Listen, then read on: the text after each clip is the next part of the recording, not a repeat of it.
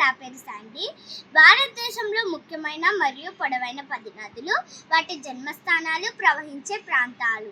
గంగా నది ఇది భారతదేశంలో పొడవైన నది.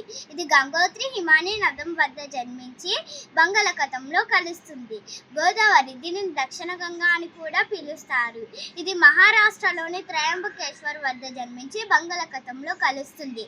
కృష్ణా నది మహారాష్ట్రలోని మహాబలేశ్వర్ సమీపంలో జన్మించి తూర్పు దిశగా ప్రవహించి బంగాళాఖాతంలో కలుస్తుంది.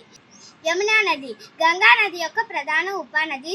ఇది ఉత్తరాఖండ్లోని యమునోత్రి హిమానీ నదం వద్ద జన్మించి నర్మదా నది ఇది మధ్యప్రదేశ్లోని అమరకటాకర్ పీఠభూమిలో జన్మించి పశ్చిమ దిశగా ప్రవహించి అరేబియా సముద్రంలో కలుస్తుంది. సింధు నది ఇది టిబెట్లోని మానస సరోవర్ సరస్సు సమీపంలో జన్మించి లడఖ్ గుండా ప్రవహించి పాకిస్తాన్ ద్వారా అరేబియా సముద్రంలో కలుస్తుంది. బ్రహ్మపుత్ర ఇది టిబెట్లోని అక్సి హిమానీ నదం వద్ద జన్మించి భారతదేశంలో అరుణాచల్ ప్రదేశ్, అస్సాం గుండా ప్రవహిస్తుంది.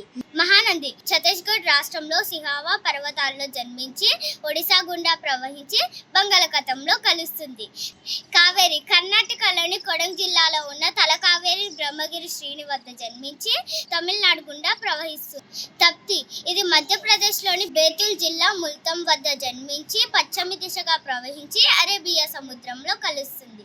Thank you for watching video. Please like and subscribe. Bye.